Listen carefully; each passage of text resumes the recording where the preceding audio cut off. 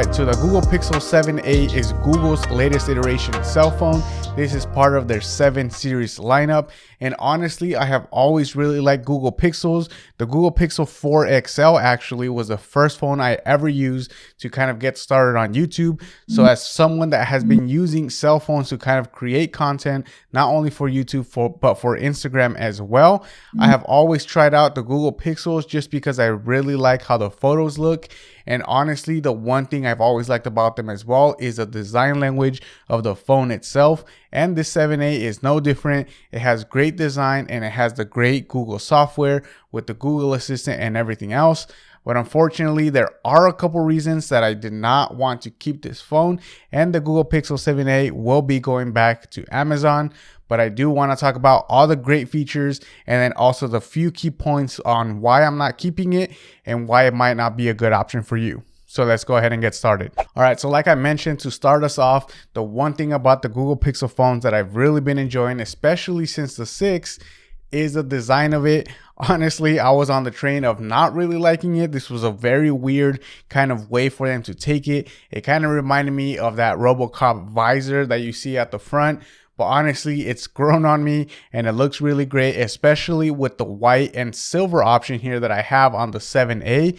This is a really great color option, and the silver and white match really well, especially with the white being more of a true white compared to something like the iPhone 14 Pro. That's actually more of a pearl white. It's a little bit more faded, a little bit an off-white, but the 7a actually is a true white. It's a little bit on the cool version, and with the silver, it keeps true to the light theme of the phone, and it kind of takes you away from that typical black and white cell phone look.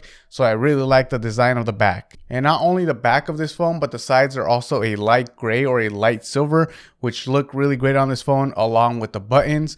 And honestly, it's not only about the aesthetics or the color of this phone, but it also has a great form factor. Now it is a little bit on the taller side, or it feels a little bit taller, because when you put it up to other phones, it might not be that much taller, but it is a lot more narrow than I'm used to, which honestly helps a lot to make this a one-handed phone, which honestly is probably one of the best features for this phone, especially for a lot of people that want an everyday phone, an item you can use kind of on your commute or while you're walking. A lot of the times it's easier to respond with just one hand rather than having to use both of your hands. And another thing about that is that the back of this phone is actually plastic, which if you guys go back to my unboxing, you guys will see that I thought this was glass. And then there's also going to be glass in the back.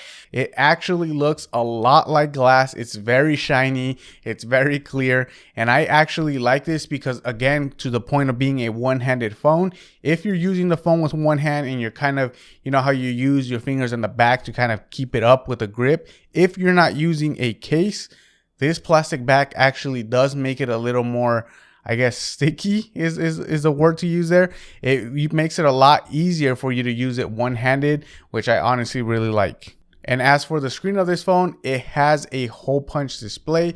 It has just a single hole punch up at the front, which is different than something like the pill hole punch or what we saw initially with Samsung being on the left side. So it does still use that hole punch front and center, as well as having an in-screen fingerprint reader. Now, I personally had some problems with the fingerprint reader. It kind of lagged a little bit, or it took a while for it to read my finger. But to me, I'm going to go ahead and attribute that to the screen protector that I have, because there is a screen protector on my phone. So it could be because of that. So if you plan on putting a screen protector, just be ready to kind of have maybe some issues. One way you can go around this is by just making multiple different registrations for all of your fingerprints, or not all of your fingerprints, but multiple of the same finger. That way, whatever kind of angle you happen to touch the display, it can still unlock the phone. But one design choice that I honestly am still unsure whether I like or not is having these thick bezels. Like I said, I do like using my phone one-handed, so having these thicker bezels kind of keeps you from doing any accidental touches. But at the same time, it does make the phone look a little more outdated. It kind of puts it from being a pro or kind of mimicking what a pro phone would look like. It does kind of knock it back down a tier because they are thicker than any other flagship you would see. But I'm still unsure whether I like it or not. Comment down below, what are your thoughts on these thick bezels? Is it something that's going to keep you from purchasing the 7a? Let me know your thoughts down in the comments. One thing that shouldn't keep you from buying this phone though is how great of a screen we have here on this phone. You get a great screen just like with any other phone. It's nice and bright.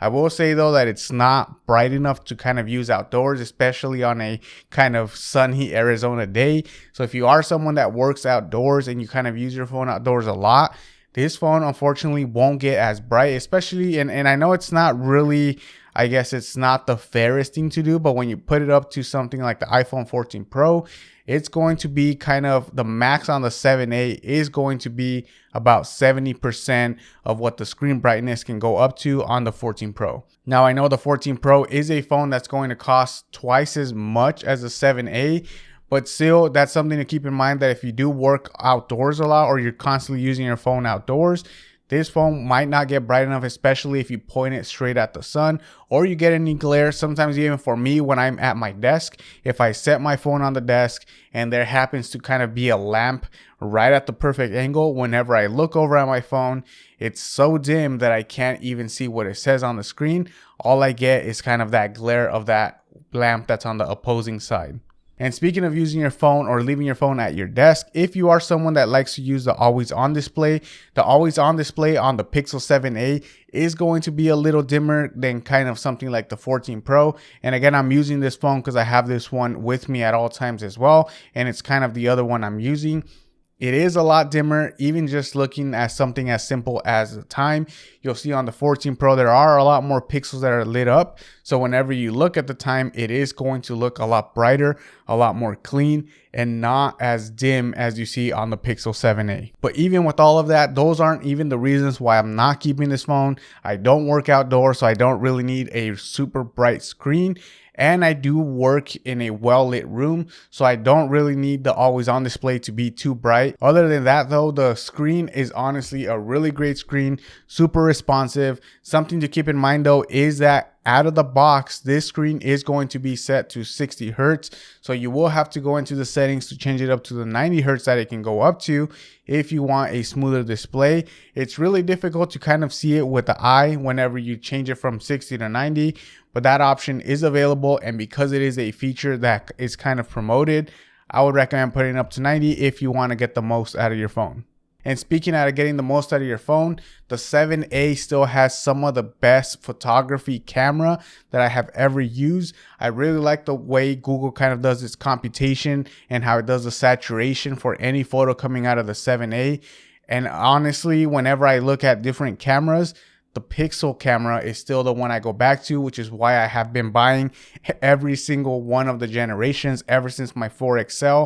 I've gone to the 4A, I've purchased the 6, and now I'm looking at the 7A. It's always that camera. I like how nice the colors look, and it's a great point and shoot camera for a smartphone. Now, I have always said that any camera is honestly really great for an everyday use, especially if you're someone that likes to kind of edit them. Something coming from like the iPhone, they do have their raw photography that you can shoot, and then once you edit it, you can make it look similar to the Pixel if that's kind of what you want. But for someone that wants a point and shoot camera, maybe you're going on vacation with your family, something you can just take out of your pocket, take a picture, and it's going to look great no matter what. It's going to look how you want it to look, right? No extra editing, no extra 5 minutes per photo that you need to set up. It's a great camera for those people that just want to take it out, take a photo, and save it onto their memories. When it comes to video though, unfortunately, the Pixel 7a does fall short of the iPhone, especially when you look at extra features, not just kind of the quality of the camera, but the iPhone does have 2 extra added features. One that I don't really care for, which is the ProRes. I don't think anyone's really going to be shooting ProRes. Any 30-second video or minute-long video or something like crazy, like 5 to 10 gigabytes. I don't think anyone's going to be shooting that, especially if you're just kind of shooting videos of your family. But if you are a content creator, I can see you guys using the cinematic mode on the iPhone camera.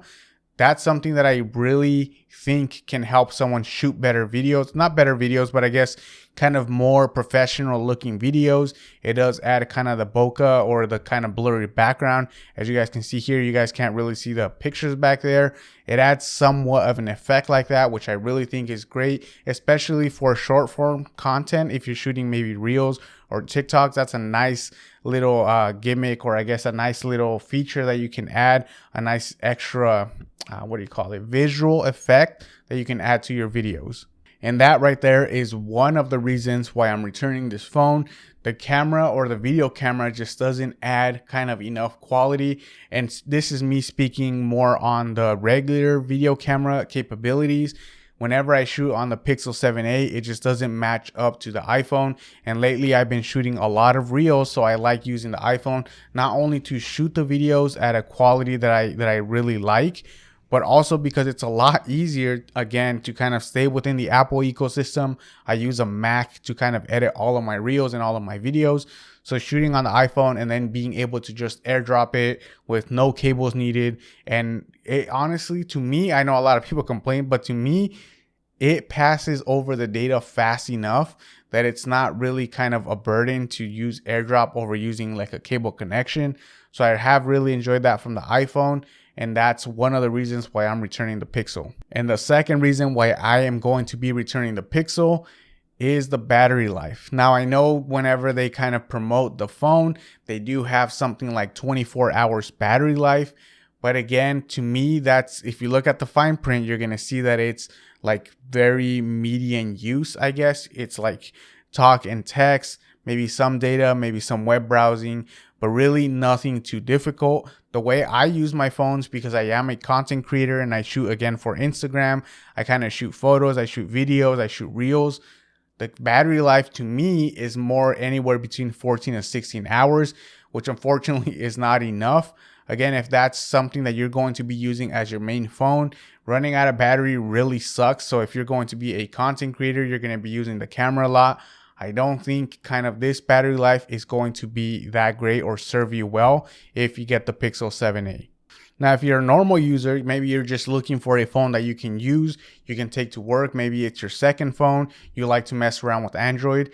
This battery life can last up to 24 hours. When I was kind of phasing back into using my iPhone, I would charge the Pixel 7a all the way up, and then I would be using it, and it would last roughly, I think, 36 hours. But that was with mainly most of the battery life, maybe 80-20, with 80% being standby and then 20% being some usage anywhere from TikTok, Instagram, kind of messing around with the camera a little bit. But that, if you're that kind of person that isn't really going to be a heavy user, or you're not a content creator, this phone honestly works really great. And the camera does, or not the camera, but the battery does get at least 24 hours with normal everyday usage. But if you do happen to kind of browse TikTok, I know that's the biggest app right now. So if you do happen to browse TikTok for maybe 2 to 3 hours, the battery life is definitely not going to be lasting 24 hours. And if it does, it'll kind of be in that middle ground where it'll last you all the way to 3-4 a.m. at night. And then at the end, it's not really a full 24 hours because you're going to be sleeping. So if you can just get into the habit of charging it every single night, and you want to really get the Pixel because maybe you really like the Pixel software, this is a great entry phone for that. You just have to remember to charge it every night. But again, if you can make that a habit and you really like this phone, the design and the Google software, honestly, I don't really see a problem for that. Again, that's something that you just have to factor in, kind of like me switching back to the Series 7 Apple Watch from the Apple Watch Ultra. Even though I could get a little more battery life out of the Ultra, kind of getting into the habit of doing something every single afternoon is a lot easier for me than kind of having to remember, oh, I have to charge this midday, and then the next time now I have to charge it at night, and then midday. Like that to me is a little too much. But all in all, this is a great phone for those that kind of just have a normal everyday life. But if you're a content creator, I definitely recommend that you stick to iPhone. And it doesn't even have to be the 14 Pro. You can go with something with like the 13 or the 13 Pro. They have some of the same features, and you can probably buy them used. I'm always a huge proponent of buying something used, so you can get something that's a year old. It still has all the great features. It still has the same camera and the same cinematic mode in case you want to use that feature to kind of up your reel game a little bit. So that's always an option. But if you're a content creator that works on your desk a lot, you definitely need a premium keyboard to kind of elevate that desk setup experience. Make sure you guys watch my recommended video here. That's going to be the Mode Sonnet, a keyboard I highly recommend. But that is all I have for you guys today. Make sure you guys like this video if you guys enjoyed the content, and I will catch you guys on the next one.